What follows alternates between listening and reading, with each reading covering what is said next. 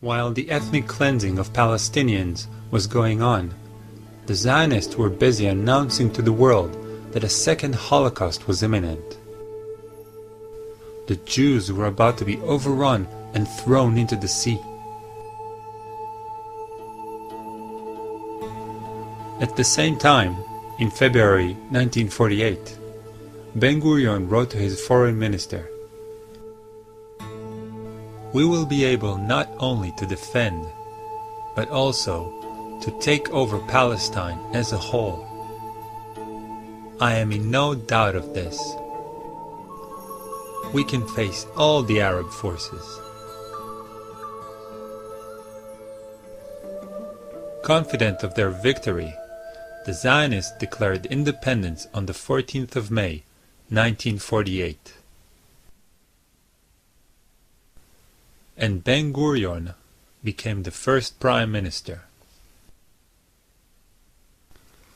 On the 15th of May, 1948, 7 Arab countries declared war on Israel and invaded Palestine. In a joint public statement, they explained their reasons. The Zionist aggression in Palestine resulted in the exodus of more than 250,000 of its Arab inhabitants, and in their taking refuge in the neighboring Arab countries.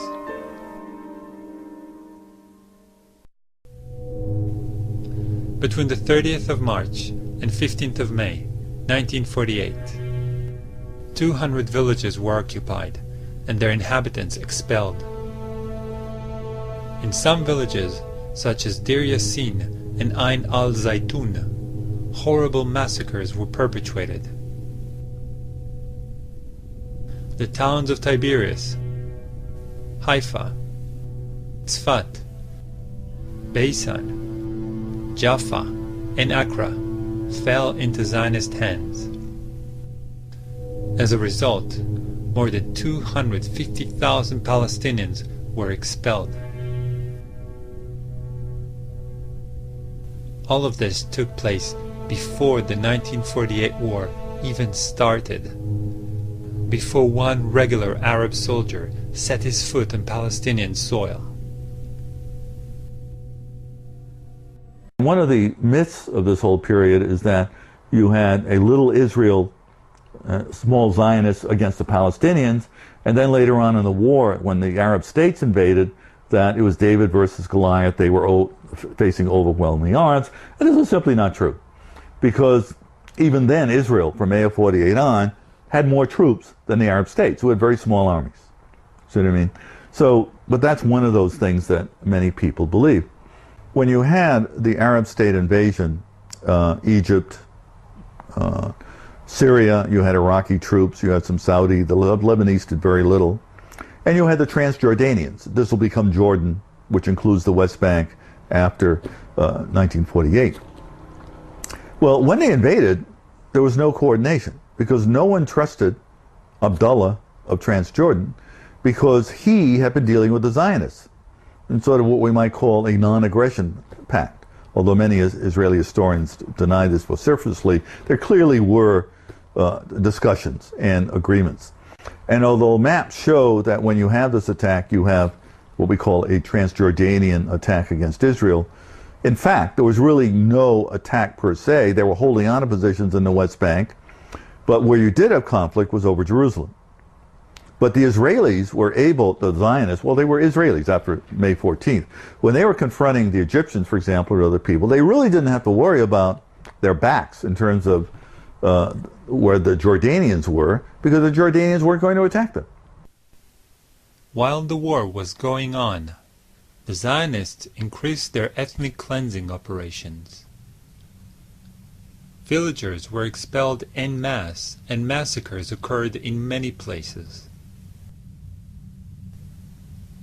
The villages of Hula, Saliyah, and Bassa were but a few to suffer such atrocities during 1948.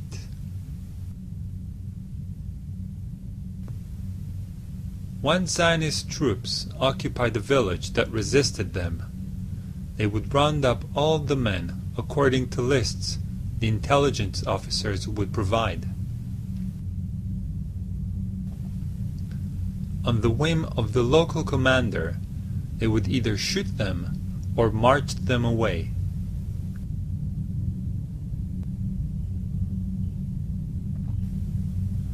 The biggest expulsion and massacre happened in the city of Lid Ramle.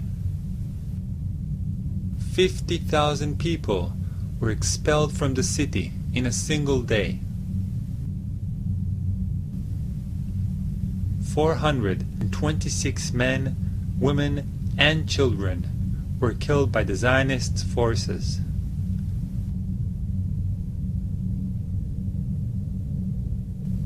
The general in charge of the occupation and expulsion of Lid Ramle was Yitzhak Rabin, who would later become Israel Prime Minister, serving 2 terms. Approximately 750,000 Palestinians were ethnically cleansed and were forced to leave everything behind as they fled for their lives.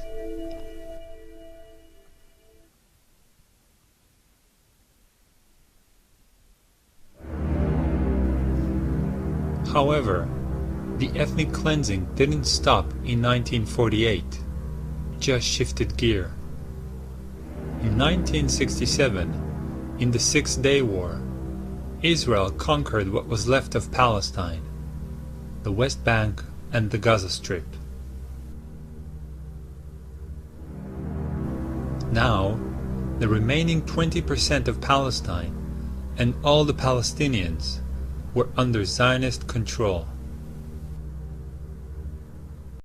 Israel kidnaps and imprisons Palestinians on a daily basis. There are over 10,000 Palestinians in Israeli prisons. Men, women, and children are killed almost daily for opposing the occupation.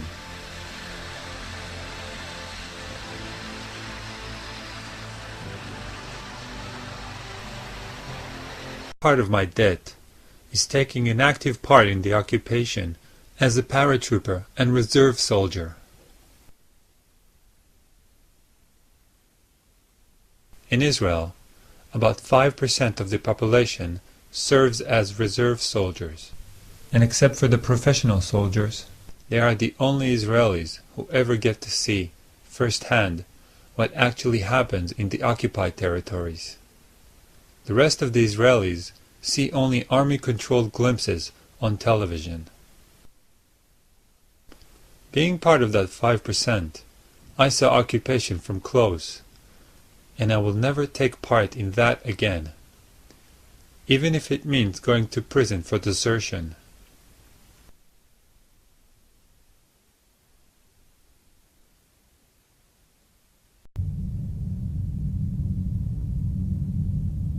The sad fact is that those 6 million Jews that died because of a fascist, racist ideology are cynically being used today to justify and support another fascist, racist ideology.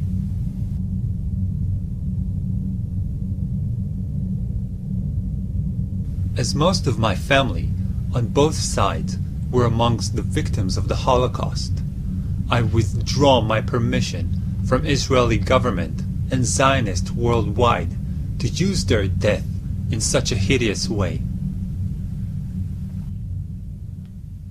Unfortunately, Israel at 60 remains a country under threat, threatened by those groups and regimes who deny to this very day its right to exist. And why? And why, friends?